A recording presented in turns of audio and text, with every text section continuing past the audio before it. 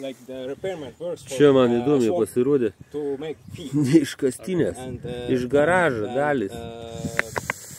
Palaikomoje ratuką, visos dalis, netgi vidurinė su dažais originaliais. Ir čia va matos.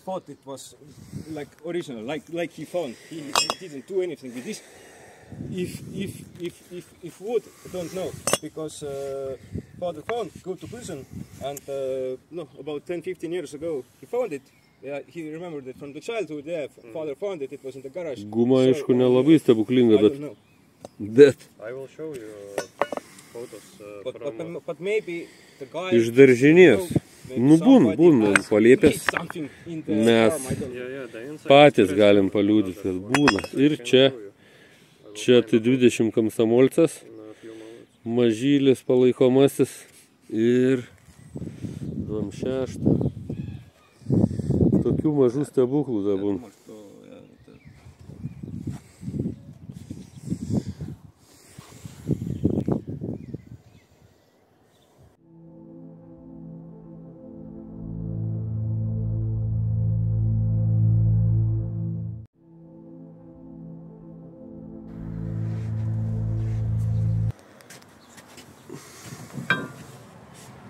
Tokia buvom radę.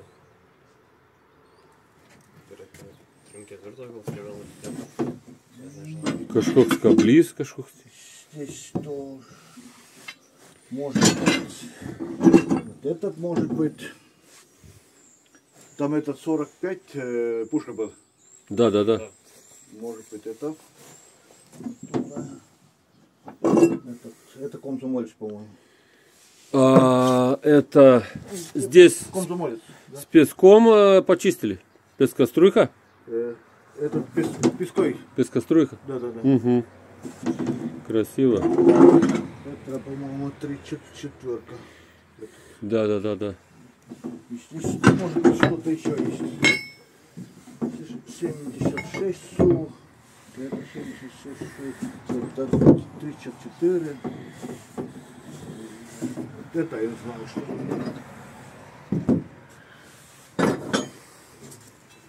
здесь ящиков еще есть. Все стороны Тарту было один поле, куда тащили все эти танки. T26 greičių dėžės neiškastinės dalis. Išardytos greičių dėžės, įdomu, taip.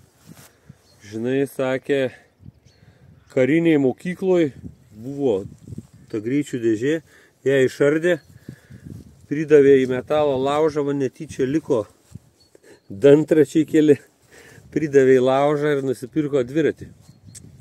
Tai labai tokia keista, sakyčiau, istorija. Aišku, va, čia tai 20 komsomolco, palaikomasis, tvarkingas ir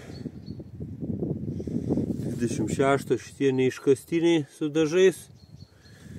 Karutis buvo pagamintas. Čia to pačio 26, kur mes variklį iš Estijos parvežėm naudotą po karo variklį.